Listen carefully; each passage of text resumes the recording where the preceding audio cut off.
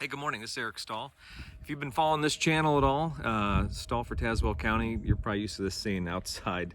It's a beautiful end of February day. I think it's 27th here, and the snow from a couple weeks ago is falling down. Got my morning coffee, and I thought I'd chime in on a couple things. One, you're going to see me on the ballot here in April for District 701 School Board, seat formerly occupied by Brett Grimm, who's now our county auditor. I'll be going for his seat. I've talked to Brett. Actually, we're neighbors, so this is going to probably work out really great. His kids go to DeeMack. My kid goes to DeeMack, and I had a graduate from DeeMack here 2 years ago. So excited about that. Hopefully, you see me on the ballot and give me the tick. I'm ready to serve. Also, since the election, I met Dave Zimmerman, and I sat down with him and Brett, and we had breakfast. And after talking to Brandon Hovey, who is going to be the head of the Rural Telecommunications Board for Tazewell County, I'm going to be a citizen member on that board too. If you haven't been following along, shame on you, but you would probably know that I'm all about the rural telecommunications thing. I live between Morton, Mackinac, and Tremont, and I have the worst internet in the world. It's just a DSL connection. Believe me, when I moved here, it was better than what I had before in rural Tazewell County, south of South Pekin, between Green Valley and all that. It was terrible. This is terrible, but it's better than that. So this is a passion project for me. I'm looking forward to seeing what I can do to help out. Talked to Brandon a couple times, and working hard to get grants and get money, federal and state money, do whatever we can to help infrastructure in Tazewell County. So we'll talk more about that. Ideally, the weather stays nice. I just keep doing these outside videos, and the cats will show up. Anyway, one thing I did want to point out, and I know I'm almost 2 minutes in, the elections in Peoria were this last week, and I was out of town. But I got to tell you, it was Tuesday, and 16% of the population of Peoria showed up for these city elections. And there was, city council nominees, there was mayor nominees, and they had to whittle these down to 2 candidates for each one of these positions. 16%. And I thought to myself, well, it's a midterm, it's kind of a primary type thing, and the real election comes up, but 16%. All right, so you had 4 or 5 candidates in some of these positions, and 16% showed up. And I guess what I should really be thinking about, bravo to the 16%. 16% of you saw the value in the election, because here's the deal.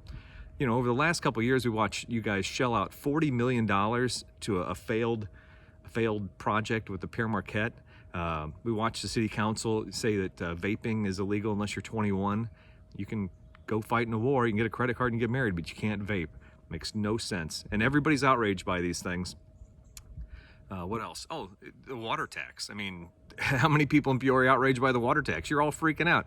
But 16% realized that they needed to get out there and vote because there were independent voices and there were people who were trying to make a change.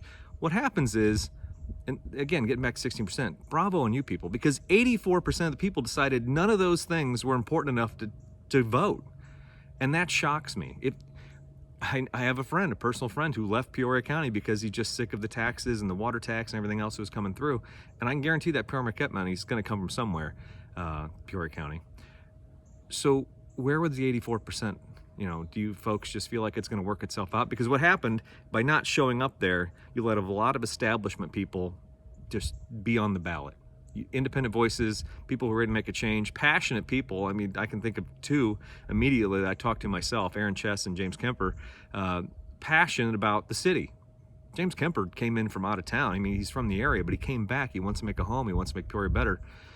Did you even know who he was? Aaron Chess is down in the 1st District working his butt off with the youth and trying to change things. He's sick of the status quo, but do you even know who he is? So those elections are so important. I hope the next time this comes around, maybe I'll spend like a week in Peoria County canvassing, helping people out.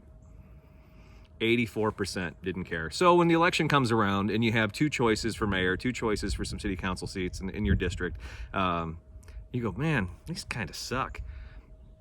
Well, you did it to yourself. You had a choice. You had a choice amongst 5 people. Didn't work out. Anyway, that's enough rant for right now. Again, I'm going to be running for District 701 School Board. Lucky I'm not in Peoria County. I'd probably just be raging all day because I couldn't do it. I'd probably move over to Tazewell County. Thankfully, I'm here. So cheers to you. It's coffee, by the way.